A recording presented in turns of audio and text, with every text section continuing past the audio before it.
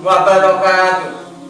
Innal hamdalillah nahmaduhu wa nasta'inuhu wa nastaghfiruhu wa na'udzu billahi min syururi anfusina wa min sayyiati a'malina may yahdihillahu fala mudhillalah wa may yudlil fala hadiyalah. Asyhadu an la ilaha illallah wahdahu la syarikalah wa asyhadu anna Muhammadan abduhu wa rasuluh. Amma ba'du. Sahabat Menara Ramadan yang dirahmati Allah Subhanahu wa taala, pada kesempatan kali ini saya ingin berbagi kisah inspiratif yang mana semoga kita dapat mengambil pembelajaran darinya. Alkisah, ada seorang kontraktor yang bekerja pada perusahaan properti di mana properti ini terbesar dan terkenal di sebuah kota. Di usianya yang sudah mulai menua, ambil kata 50-60 tahun, terpikir dalam dirinya untuk berhenti dari karir tersebut dan mulai berkumpul dengan keluarganya yang telah lama ditinggalkannya untuk mengerjakan proyek-proyek yang menjadi pekerjaannya. Rumah, mobil, uang yang selama ini dikumpulkan sudah didapatkan.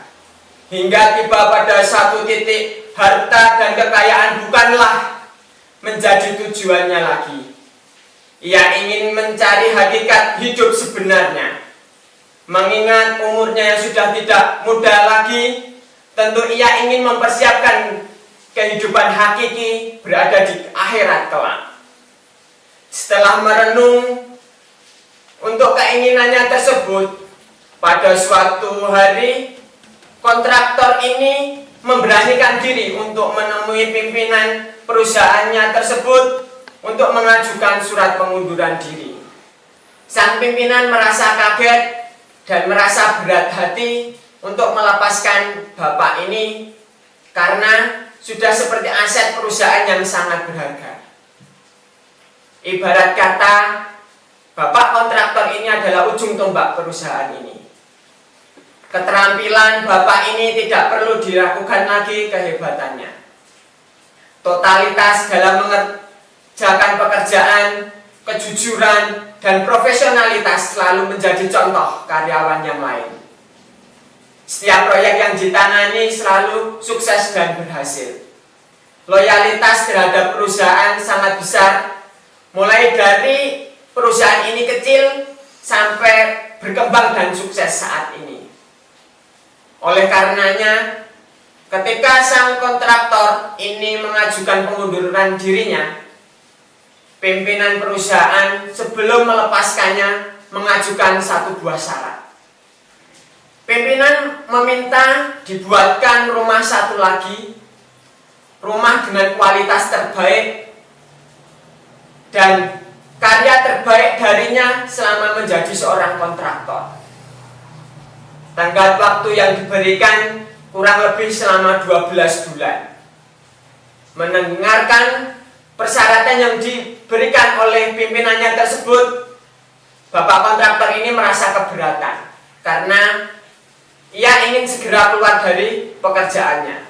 Oleh karena hanya itulah satu-satunya syarat yang diminta oleh perusahaan, dengan berat hati dia menerima persyaratan tersebut. Ternyata tidak sampai 12 bulan, rumah yang dibuatnya sebagai syarat pengunduran diri telah selesai dikerjakan. Akan tetapi karya terakhirnya ini bukanlah karya terbaiknya sepanjang berkarir sebagai kontraktor, melainkan karya terburuk dirinya. Bagaimana tidak? Ia membangun rumah itu dengan perasaan yang sangat terpaksa. Oleh karenanya, dibuatlah rumah tersebut dengan asal-asalan. Setelah selesai membangun rumah tersebut, bapak kontraktor ini menemui pimpinannya. Ketika sampai waktunya, bapak kontraktor ini menyerahkan pintu rumah yang dibuatnya tersebut, sambil mengatakan, ini rumah baru yang menjadi syarat saya untuk mengundurkan diri. Sang pimpinan perusahaan tersebut berkata, oh tidak, sebenarnya rumah itu bukanlah untuk perusahaan, melainkan itu hadiah untukmu yang telah bekerja lama dan mengabdi di perusahaan ini. Ambillah rumah tersebut. Mendengar perkataan pimpinan, bapak ini langsung lemas. Bagaimana tidak, rumah yang dikiranya untuk perusahaan ternyata untuk dirinya sendiri. Mengapa tidak ia bangun dengan sebaik mungkin jika untuk dirinya? Pada akhirnya, bapak kontraktor ini menyesal atas apa yang telah ia lakukan. Tapi apalah daya, nasi telah menjadi bubur.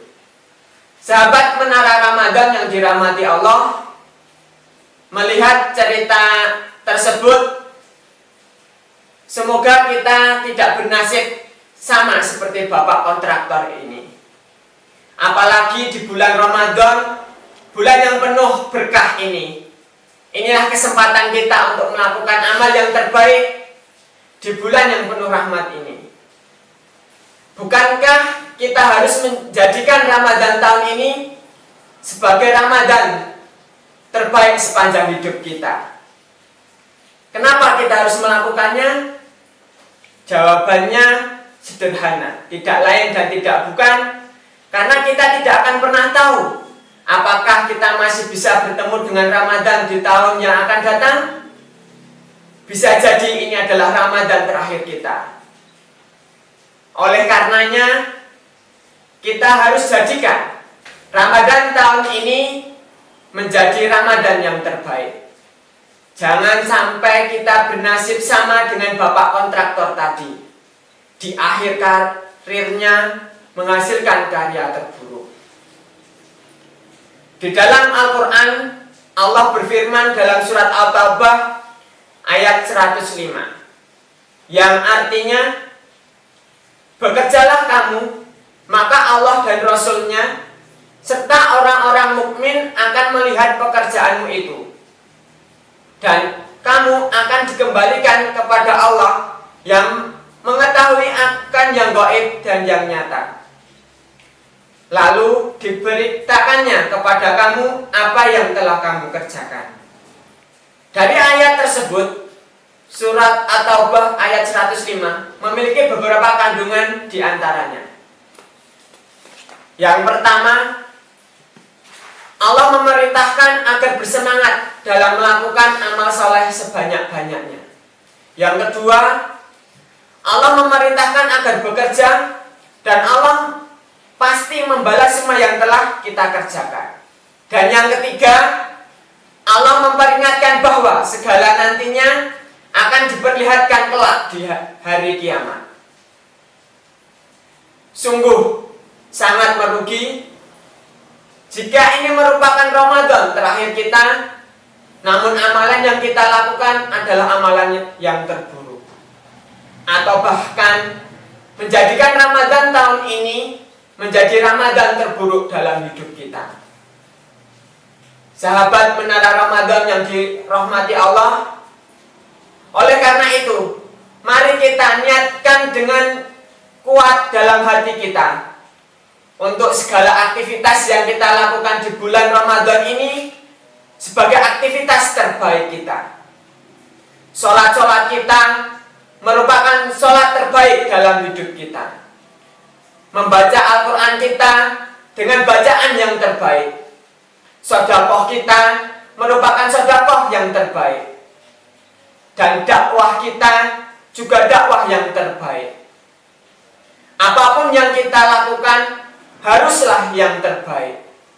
Siapa tahu ini adalah Ramadan terakhir kita. Sahabat Menara Ramadan yang dirahmati Allah, sekian dari saya. Jika ada salah-salah kata, mohon dimaafkan. Nun wal qalami wa ma yasturun. Wassalamualaikum warahmatullahi wabarakatuh.